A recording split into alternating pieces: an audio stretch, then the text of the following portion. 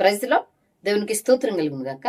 ప్రపంచ దేశాల్లోనూ 2 తెలుగు రాష్ట్రాలు ఉంటున్న ప్రజలకును ప్రేయర్ యువర్ బ్లెస్సింగ్ అనే మా యూట్యూబ్ ఛానల్ నుండి నజరేయుడైన యేసుక్రీస్తు వారి అతి పరిశుద్ధ నామములో మీ అందరికీ నా హృదయపూర్వక వందనాలు తెలియజేస్తున్నాను. దేవుని పిల్లలారా, అందరు బాగున్నారా? మేము కూడా మీ ప్రార్థన బట్టి, దేవుని కృపను బట్టి చాలా బాగున్నాం. మీరందరూ అనుక్షణం బాగోవాలని మేము అనుదినం ప్రార్థన చేస్తున్నాం. మంచిది దేవుని పిల్లలారా, ఈరోజు ఒక సంతోషకరమైన విషయంతో మీ ముందుకు రావడం జరిగింది. అదేమనగా నిన్నటి కాల సమయంలో ముస్లిం సహోదరులు ఒక ఆయన మరి రాధా మనోహర్ గారు చెప్పిన మాటలను బట్టి, అన్న మాటలను బట్టి, మత పిచ్చి తలకెక్కి తను వాగుతున్న వాగుడిని బట్టి ఆ సహోదరులు ఎంత చక్కని రీతిలో మరి మాట్లాడి ఉన్నారండి. ఆ వీడియోలో మీరు చాలా మంది చూసే ఉంటారు. చూడలేని వారి కొరకును మరి ముఖ్యంగా ఈ వీడియో చేయడానికి కారణం ఏంటంటే ఆ బ్రదర్కి నేను కృతజ్ఞతలు తెలియజేస్తూ ఉన్నా. ఎందుకంటే ఆ సహోదరులు ప్రతి విశ్వాస మార్గంలో కొనసాగుతున్న బిడ్డల కొరకు, అంటే విశ్వాసం అంటే కొంతమంది విశ్వాసంలో కొనసాగుతున్నారు అంటారు, కొంతమంది ఏమో మతం అంటారు, కొంతమంది మార్గం అంటారు. కాబట్టి మీకు అర్థమయ్యే భాషలో చాలా మంది ఏమంటారంటే వీరిది క్రైస్తవ మతం, హిందూ మతం, ముస్లిం మతం ఇట్లా అంటారు కదా. అందుకని ప్రతి మతంలో కొనసాగి, మేమైతే మతం అనము, మార్గం అంటాం. యేసుక్రీస్తు ప్రభుల వారిని అనుసరించే మేము మార్గం, మతం కాదది, మార్గం. మంచి మార్గంలో కొనసాగడం అని మేము ప్రస్తావిస్తూ ఉంటాం. అయితే దేవుని పిల్లలారా, ఈ సహోదరులు అన్ని రకాల విశ్వాసంలోను లేదా మతములో మార్గంలో కొనసాగుతున్న బిడ్డలని గౌరవిస్తూ, వారి యొక్క మనోభావాలను మరి గౌరవిస్తూ ఈ సహోదరులు ఎంతో చక్కని రీతిలో మాట్లాడారు, వీడియో చేశారు. అందుకని ఆ సహోదరులకి మరి ముఖ్యంగా నేను ప్రత్యేకంగా కృతజ్ఞతలు తెలియజేస్తున్నా. నిన్న నేను ఆ వీడియో చూసిన వెంటనే కామెంట్ కూడా తెలియజేస్తాను. ఆ బ్రదర్కి చాలా కృతజ్ఞత చెప్పాను. ఎందుకంటే మీరు కూడా చెప్పకుండా ఉండలేరు ఆ వీడియో చూస్తే. ఎందుకంటే దేవుని పిల్లలారా, రాధా మనోహర్ గారి విషయంలో ఆయన మాట్లాడిన మాటలు, లేదా క్రైస్తవ్యము చేసిన ఆ త్యాగము గురించి ఆయన మాటలు, ఆయన ఉన్నది ఉన్నట్లు మరి సత్యాన్ని ఒప్పుకుని ఎంతో చక్కని రీతిలో గౌరవించిన ఆ తీరును చూసినప్పుడు నేను చాలా సంతోషించాను. మరి అభినందనించకుండా ఉండలేకపోయాను. ఓకేనా, మంచిది. ఆయన మాటలు 2 మాటలు మీకు పరిచయం చేస్తాను. ఆ మాటలు విన్న తర్వాత మిగతా విషయాలు మనం మాట్లాడదాం. నేను పుట్టిన ఈ సారీ, ఒకసారి కాల్ వచ్చింది. నేను పుట్టిన ఈ భారతదేశ గడ్డ సాక్షిగా చెప్తున్నాను, ఈ వీడియోలో గనక నేను రాధా మనోహర్ దాస్ గారి బట్టలు విప్పకపోతే మీరు దేనికంటే దానికి మత పిచ్చి ఉన్న హిందూ అయినా, క్రైస్తవుడైనా, ముస్లిం అయినా సమాజానికి హానికరం. గీతా, బైబిల్, ఖురాన్ తో పాటు రాజ్యాంగాన్ని రక్షిద్దాం, మతతత్వవాదుల్ని తరిమి కొడదాం, మానవత్వాన్ని పెంపొందిద్దాం. ఈ వీడియో రాధా మనోహర్ గారి మీద చేసిన వీడియో బ్రదర్ ఉద్దేశము చెప్పారు. ఏమన్నారంటే, అందరమే కలిసి ఉందాం, అందరినీ గౌరవిస్తూ ఎదురు కొనసాగుదాం, కానీ మతోన్మాదులు అంటే మత ఉన్మాదంతో కొట్టుకుంటూ మతం మొత్తెక్కి ఆ మతం మత్తులో వాళ్ళు ఏం చేస్తున్నారో, లేకపోతే ఏ రకంగా మాట్లాడుతున్నారో, లేకపోతే సాటి మనసు పట్ల ఎలా ఉంటున్నారో కూడా తెలియట్లేదు. కాబట్టి వాళ్ళకు బుద్ధి చెప్పడం కోసం ఈ వీడియో నేను చేస్తానని ఆయన చెప్పారు. ఎందు నిమిత్తము అంతలా బట్టలు విప్పుతానని మాట్లాడారంటే రాధా మనోహర్ గారు ఏం మాట్లాడారు వినండి ఒకసారి. హిందువుల దగ్గరే తింటాను, హిందువుగానే ఉంటాను, హిందువులనే కంటారు. మీరు సంచార జీవి కదా, మీరు కార్లో తిరుగుతారు కదా, మీరు డీజిల్ కార్ అయి ఉంటుంది, డీజిల్ కార్ లో తిరుగుతున్నారు కదా, మరి ఆ కారు సృష్టికర్త ఎవరు? ఎవరినైతే మీరు గొర్రె అంటున్నారో ఆ క్రైస్తవుడే ఆ కారు యొక్క సృష్టికర్త. ఇక మీరు కారులో తిరిగే ఆప్షన్ లేదు, ఆ కారును కూడా లాగేస్తున్నారు కాబట్టి మీరు చాలా తెలివైన వారు. నేను డీజిల్ కార్ లో తిరగడం పెట్రోల్ కార్ లో తిరుగుతుంటానేమో. ఆ పెట్రోల్ కార్ ను తయారు చేస్తుంటే సృష్టికర్త కూడా ఎవరినైతే గొర్రె అంటున్నారో ఆ క్రైస్తవుడే బాబాయ్. ఇక మీ దగ్గర ఇంకా ఈ బ్రదర్ అండి నిజంగా ఒక్క రకంగా ఆడుకున్నారండి. ఒక విధంగా చెప్పాలంటే రాధా మనోహర్ గారిని, రాధా మనోహర్ ఈ వీడియో చూస్తే అసలు తన జీవితం మీద, తన బ్రతుకు మీద తనకే అసహ్యం కలుగుద్ది. అసలు బ్రతకాలని అనిపించదు ఒక్కోసారి నాకు. ఆ తమ్లైన్ కూడా అదే చేశాను నేను.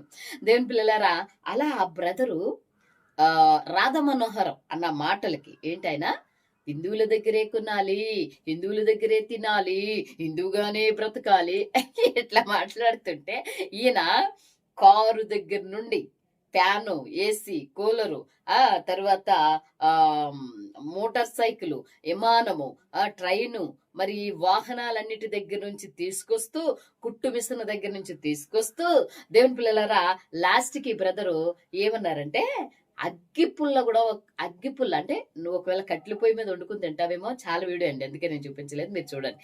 అగ్గి పెట్టి కూడా తయారు చేసింది కూడా ఒక క్రైస్తవుడే, ఒక క్రైస్తవ మిషనరీ.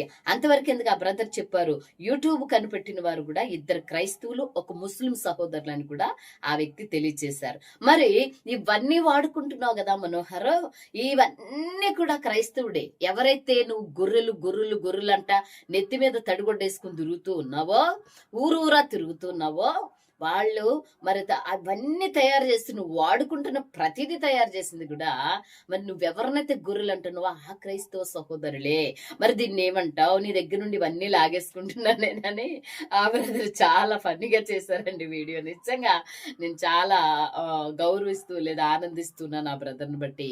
రాధమనోహర్ నేను కూడా అడుగుతున్నాను, అసలు నీకు అసలు సిగ్గే లేదంటున్నాను నేనైతే కదా. సిగ్గు శరమ నీకు అసలు, మీ అమ్మా నాన్న పరువు తెత్తున్నావు రాధమనోహర్. నిజంగా మీ అమ్మ నాన్న పొరుగు తెత్తున్నావు. మీరు ఎంతో గౌరవంగా ఒకవేళ మీ యొక్క ఆచారాలు లేకపోతే ఆ పూర్వం నుండి ఆ తల్లిదండ్రులు కానివ్వండి, లేకపోతే మీకు సంబంధించిన కుటుంబీకులు కానివ్వండి, వాళ్ళు ఎంతో గౌరవపూర్వకంగా ఉండుంటారు. ఎందుకు ఉండుంటారంటే నీలా మతపిచ్చి వాళ్ళకు ఉండదు, నీలా ఒక సాటి మనిషి పట్ల ఉన్న భేదం వాళ్ళకు ఉండదు. ఉండుంటే మన పితరులు అలా కలిసి ఉండరు, మన తల్లిదండ్రులు మన పూర్వీకులు అలా కలిసి ఉండేవారు కాదు, నీలాంటి బుద్ధి ఉంటే గనక. ఎందుకంటే అలాంటి వాళ్ళు మహానుభావులు కడుపును బట్టి నువ్వు పరువు తెస్తున్నావే రాధా. రాధా, నీ బాధ ఏంటో అర్థం కాదు రాధా. నిజంగా క్రైస్తవుడు అంటే, క్రీస్తు అంటే ఎందుకు రాధా నీకు అంత బాధ? ఎందుకు నీకు అది సిగ్గుందా? నీకు అసలు ఇవన్నీ వాడడం మానే. ఆ సహోదరులు అడిగారు కదా, నేను అడుగుతున్నాను. ఎప్పటి నుంచో దైవ సేవకులైన వారు ఈ క్రీస్తు బిడ్డలు నిన్ను అడిగే ఉంటారు. నేను కూడా 2-3 వీడియోల్లో చేశాను, అడిగాను, రాధమనోహర్ నీకు అసలు ఏమైనా ఉందా? హిందువుల దగ్గర తింటావా? హిందువుల దగ్గరే కొనుక్కుంటావా? హిందువులా బతుకుతావా? అసలు హిందూ అంటే లేకపోతే హైందువు అంటే ఆ పదానికే అర్థం నీకు తెలియదే రాధా. ఏంటి నీకు ఈ బాధ? నాకు అర్థం కాదు అసలు. నీకు సిగ్గుందా అసలు? ఈ వీడియో పూర్తి చూడు. ఈ వీడియో సహోదరుడు అడిగిన ప్రతి దానికి నువ్వు సమాధానం చెప్పు. నువ్వు కనీసం ఇప్పుడు ఆ వీడియో పెట్టు కదా రాధా, ఏది హిందువుల దగ్గరే కొనాలి, హిందువుల దగ్గరే తినాలి, హిందువుల దగ్గరే అన్నావు కదా.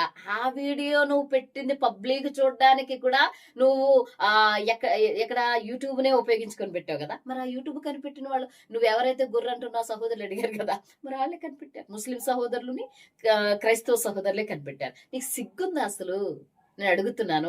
ఎన్ని సంవత్సరాలని, ఎన్ని రోజులని ఇట్లా నువ్వు బ్రతుకుతావు క్రైస్తవుల మీద పడి ఏడ్చి, క్రీస్తుని దూషిస్తూ, మత ఉన్మాదిగా అనేకులను రెచ్చగొట్టి ఏం సాధిస్తావు మనోహర్? నువ్వు ఏం సాధించలేవు తెలుసా. నిజంగా ఓడిపోతావు. ఈ వీడియో చూడు అసలు.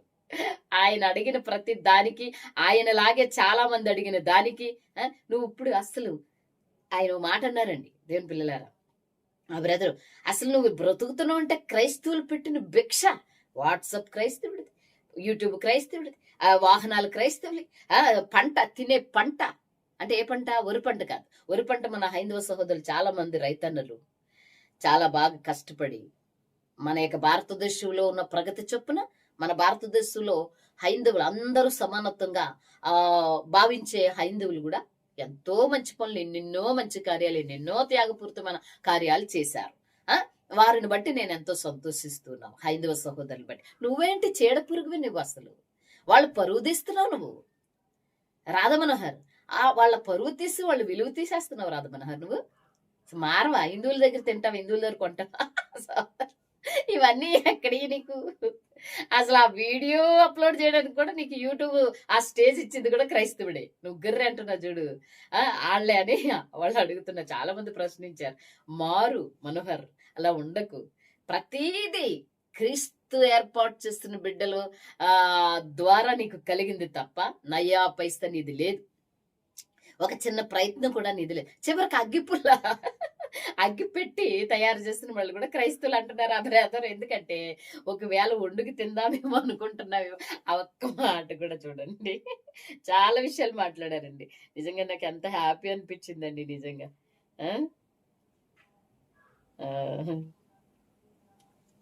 ఎంత చేశారు అనేది ఉన్నది ఉన్నట్టుగా చెప్పినప్పుడు వారు నిజమైన విశ్వాసి బాబాయ్. కనుక మీరు రియలైజ్ కాండి బాబాయ్. ఈ మతోన్మాదాన్ని వదిలిపెట్టి మీరు హిందువుల దగ్గరనే తింటాను, హిందువుల దగ్గరనే కొంటాను, హిందువుగానే ఉంటాను, హిందువులనే కంటాను, ఏంటి ఈ మాటలు బాబాయ్? ఇది ఎందుకు ఇలా చేస్తున్నారు? క్రైస్తవులు ముస్లింలు మనుషులు కాదా? వాళ్ళు ఈ దేశ వాసులు కాదా? ఎందుకు ఇలా మాట్లాడుతున్నారు బాబాయ్? ఎన్ని నాళ్ళు ఇంకా? చివరిగా నేను బాబాయ్ బట్టలు కూడా లాక్కుంటానని చెప్పేసి నేను పుట్టిన గడ్డ సాక్షిగా చెప్పాను కదా, మన ధర్మాన్ని నెరవేర్చుకోవాలి కదా.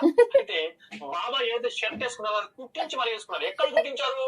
కుట్టు మిషన్ మీద కుట్టించారు. ఈ కుట్టు మిషన్ సృష్టికర్త ఎవరు? ఎవరినైతే బాబాయ్ గొర్రె అన్నాడు ఆ క్రైస్తవ సోదరుడి దీని యొక్క సృష్టికర్త. రాదు మనోహర్ ఇప్పే బట్టలు.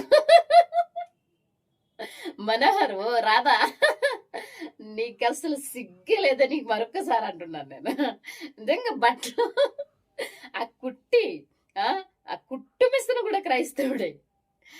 నువ్వు నిజంగా అంగి కుట్టించుకుంటున్నావుగా, ఆ కాసాయ అంగి, అది కూడా రాధా, ఓ రాధా, రాధా మనోహర్ ఒక క్రైస్తవుడు అని చెప్తున్నారు ఆయన.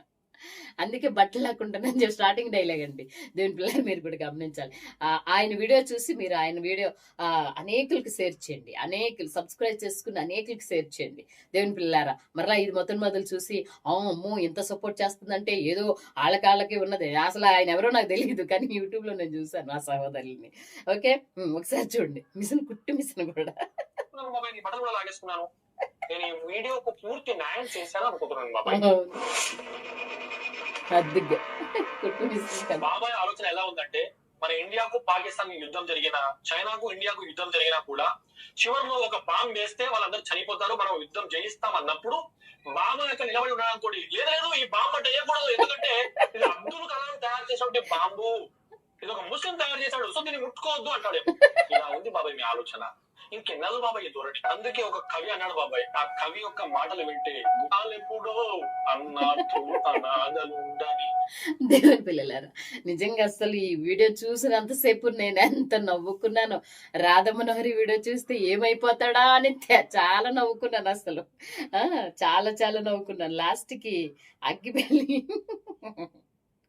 ఒకసారి బాబాయ్ నేను మళ్ళీ చెప్తున్నాను, ఈ వీడియో కేవలం మతోన్మాలను ఉద్దేశించే చెప్పాను, సెక్యులర్ హిందువుల గురించి కాదు. ఎవరైనా సరే ఓకేనండి. ఆ బ్రదరు అంత చక్కగా అంత సమానత్వంగా చూసే హిందువుల కోసం కాదు. నేను కూడా మాట్లాడేది ఏంటి, ఆ సహోదరులు మాట్లాడారు. కేవలం రాధా మనోహర్ లాంటి వాళ్ళ కోసమే. రాదు ఇప్పుడు ఈ కరుణాకర్ గారు, లేకపోతే లలిత్ కుమార్ గారు, తర్వాత పార్వతమ్మ గారు, అమరప్రసాద్ గారు, ఇంకా కొంతమంది సహోదరులు ఉన్నారు. వాళ్ళు నాకు తెలిసి ఎప్పుడు అలా ఇలా మాట్లాడినట్టు నేను వెళ్ళలేదు, ఈ రకంగా మాట్లాడినట్టు నేను వెళ్ళలేదు. ఈ రాధ అన్నవాడు అసలు రాధ మనోహర్ ఒకసారి వీడియో చూసి సిగ్గు తెచ్చుకుని అందరినీ సమానతంగా చూసి అందరినీ భారతదేశంలోనేంటి ఇతర దేశాల నుంచి అందరినీ కలిసి భూమి మీద పుట్టే ప్రతి మనిషి ఒక్కరికొక్కరు సాకారిగా ఉంటేనే గాని బ్రతకలేము, జీవించలేము. వాళ్ళందరికీ ఆ పైన నా భగవంతుడు తోడుంటే గాని బ్రతకలేమన్న సత్యాన్ని ఈ వీడియో ద్వారా నువ్వు నేర్చుకోవాలని తెలియజేస్తున్నావు. తెలుసుకో, మారు, అలా ఉండకో. అలా ఉంటే ఇలాగే చెప్పు దెబ్బలు తింటావు ప్రతిసారి కూడా. ఓకేనా? మంచిదే దేవుని పిల్లలారా. అరే చాలా ఆ బ్రదర్కి మరొకసారి నేను వందనాలు తెలియజేస్తున్నాను, థ్యాంక్స్ కూడా చెప్తున్నాను. క్రైస్తవులు పెట్టిన భిక్షాన్ని కూడా ఆ వీడియోలో ఆయన మాట్లాడారు, మీరు చూడండి. కాబట్టి మీరు అందరు కూడా మరి ప్రార్థన చేయండి రాధా కొరకు, రాధా మనోహర్ కొరకు. ప్రతి ఒక్క విషయంలో కూడా అవమానమే పొందుతున్నాడు కానీ మారట్లేదు. మంచిది దేవుని పిల్లలారా.